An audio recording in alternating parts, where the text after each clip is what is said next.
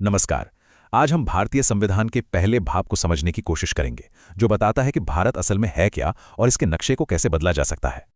तो चलिए एक बहुत ही दिलचस्प सवाल से शुरू करते हैं। क्या हमारे देश का नक्शा, इसकी जो बाउंड्रीज हैं, उन्हें बदला जा सकता है? और क्या ये पावर खुद हमारी संसद के पास है? मतलब जिस संविधान ने देश को बनाया, क्या वही उसे बदलने का अधिकार भी देता है? आइए इसी सवाल की तह तक चलते हैं। इस सवाल का जवाब हमें संविधान के अनुच्छेद 1 में मिलता है। सबसे पहले ये समझना होगा कि अनुच्छेद 1 भारत को कैसे परिभाषित करता है। देखिए, संविधान का पहला ही आर्टिकल एक बहुत बड़ी बात कहता है। ये कहता है, इंडिया, जो कि भारत है, राज्यों का एक संघ होगा। यहां पर ये जो वाक्यांश है, राज्यों का संघ, ये बहुत ही खास है। और इस संघ शब्द के पीछे एक बहुत गहरी सोच थी। देखिए, डॉक्टर B.R. अम्बेडकर ने इस बात को एकदम साफ किया था। उन्होंने समझाया कि फेडरेशन की जगह संघ या यूनियन शब्द इसलिए चुना गया ताकि दो बातें हमेशा के लिए पक्की हो जाएं। पहली, कि भारत किसी एग्रीमेंट का नतीजा नहीं है। ऐसा नहीं कि कुछ राज्य साथ आए और बोले चलो एक देश बनाते हैं, नहीं।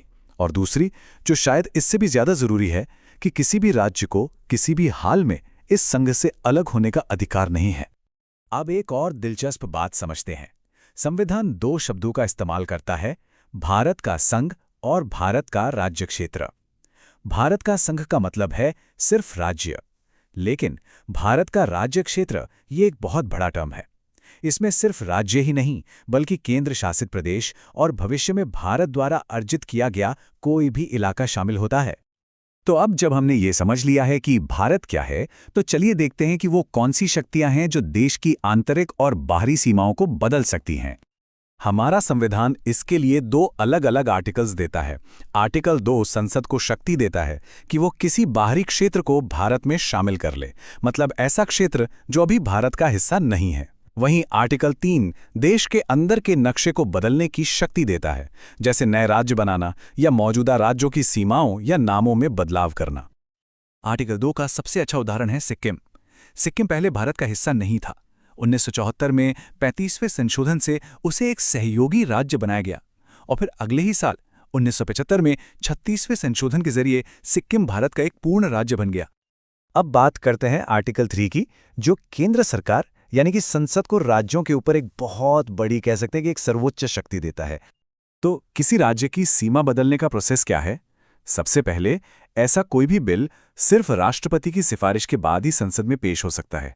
दूसरा, राष्ट्रपति उस बिल को संबंधित राज्य के विधानमंडल को भेजते हैं उनकी राय जानने के लिए, और फिर वो बिल संसद में पास किया जाता है।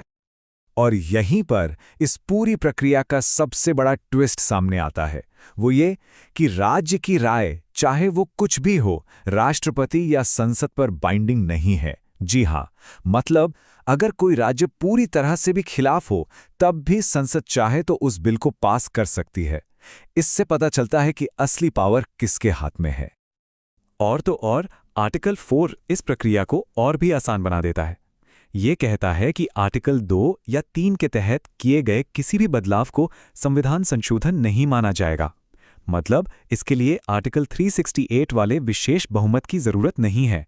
ये काम साधारण बहुमत से ही हो सकता है। लेकिन यहाँ एक और बड़ा सवाल उठता है, क्या संसद के पास ये जो शक्ति है, क्या वो इसका इस्तेमाल करके भारत की कोई जमीन किसी दूसरे देश को दे सकती है? ठीक यही सवाल 1960 में सुप्रीम कोर्ट के सामने आया था, जिसे हम बेरुबारी यूनियन केस के नाम से जानते हैं। और इस पर सुप्रीम कोर्ट का जवाब था एक सीधा और साफ नहीं। तो सुप्रीम कोर्ट का फैसला एकदम क्लियर था। कोर्ट ने कहा कि भाई, आर्टिकल 3 देश के अंदर की फेरबदल के लिए है। किसी दूसरे देश को अपनी जमीन दे देना, ये तो देश को छोटा करने जैसा है। ये कोई अंदरूनी एडजस्टमेंट नहीं है। और इतने बड़े काम के लिए एक प्रॉपर संवैधानिक संशोधन करना होगा अनुच्छेद 368 के तहत। आसान बहुमत से ये काम नहीं चलेगा। और इसी वजह से जब 2015 में बांग्लादेश के साथ जमीन का समझौता हुआ, तो उसके लिए 100वां संविधान संशोधन अधिनियम लाना पड़ा। अब देखते हैं कि इन शक्तियों का इस्तेमाल आज़ाद भारत के सबसे बड़े फैसलों में से एक के लिए कैसे हुआ, भाषा के आधार पर राज्यों का गठन। देखिए, शुरू में 1948 में धर आयोग और जेवीपी समिति ने भाषा के आधार पर राज्य बनाने की मांग को खारिज कर दिया था। लेकिन 1952 में तेलुगु भाषी राज्य की मांग को लेकर पुट्टी श्रीरामुलु ने 56 दिनों की भूख हड़ताल की, जिसके बाद उनकी मृत्यु हो गई। इस दुखद घटना के बाद पूरे देश में विरोध प्रदर्शन हुए। आखिरकार दबाव में आकर 1953 में सरकार ने भाषा के आधार पर पहले राज्य आंध्र प्रदेश का गठन किया और फिर 1956 में राज्य पुनर्गठन अधिनियम पास हुआ, जिसने भारत के नक्शे को बड़े पैमाने पर भाषाई आधार पर बदल दिया। और ये प्रक्रिया तब से लेकर आज तक जारी है। जहां 1956 में 14 राज्य और 6 केंद्र शासित प्रदेश थे, वहीं आज हमारे पास 28 राज्य और 8 केंद्र शासित प्रदेश हैं। ये दिखाता है कि हमारा संविधान कितना फ्लेक्सिबल है, जो देश की ज़रूरतों के हिसाब से बदल सकता है।